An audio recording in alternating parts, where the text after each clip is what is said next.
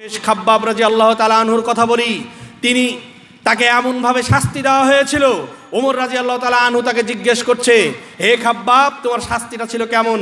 খাব্বাব রাদিয়াল্লাহু তাআলা আনহু পিঠের কাপড় চেড়ে দেখাচ্ছে, এই যে দেখো আমার পিঠের অবস্থা। তাকে এমনভাবে শাস্তি দেওয়া হয়েছিল, মক্কা মদিনার 50-56 ডিগ্রি তাপমাত্রার উপরে জ্বলন্ত একটা রড ফেলে দেওয়া হয়েছে। এই ফেলে দেওয়া রডের উপরে খাব্বাবকে শুয়ে দেওয়া হয়েছে।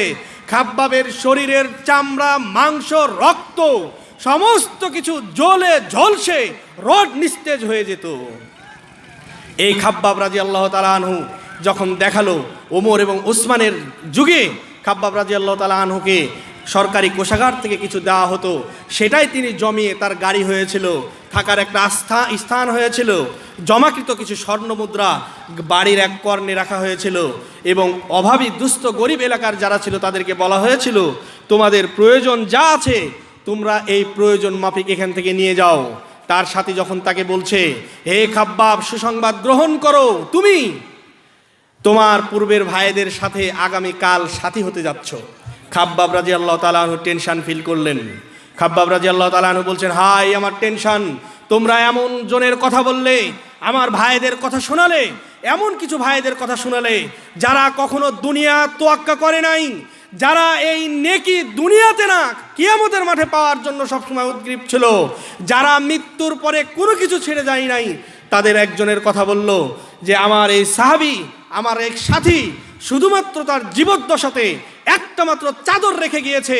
আমি খাব্বাব, আমার তো ভয় হচ্ছে, না জানি আল্লাহ আমাকে নেকি এই দুনিয়াতেই দেয় নাকি।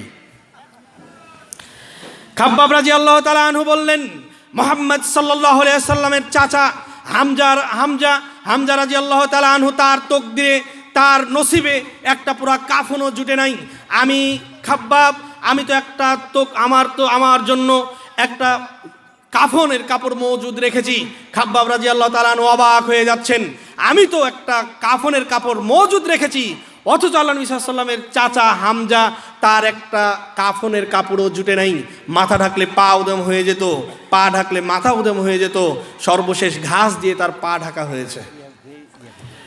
তিনি আফসোস করতেন, আর আমার তো এখন এটা হয়েছে, আমার ভয় হয় না জানি আল্লাহ আমাকে নেকি এখানে দিয়ে দেয় নাকি। অথচ আমাদের অবস্থা কি দেখেন, তারা সম্পদটাকে কিভাবে নিয়েছে আর আমরা সম্পদটাকে কি নিচ্ছি। একটা কথা মাথায় রাখেন, শয়তান এই কথাটা বলতে বাধ্য হয়েছে, আমি তোমার বান্দাদেরকে চাকচিক্যময় জীবনযাপনে উদ্বুদ্ধ করব। আমি প্রত্যেকটা মুহূর্তে বলবো না এই লেভেলে চললে হবে না, আর একটা উচ্চ স্তরে উঠো, তুমি এই 125-এ চলবে না, এখন 150-তে উঠো, 80 গাড়িতে চলবে না, এখন 125-এ উঠো, তোমার এই মাটির বাড়ি চলবে না, এখন দালান কোঠা দাও। দালান কোঠা হয়েছে, এসির প্রয়োজন আছে। এই সার্বিক দুনিয়াবি চিন্তাধারা শয়তান আপনার মাঝে ঢুকিয়ে দিবে একটাই কারণে, আপনাকে আল্লাহ রাব্বুল আলামিনের পক্ষ থেকে যাতে মাফ না করা হয়, যাতে পুরস্কৃত না করা হয়। বলেন আপনারা কি সেটা চান?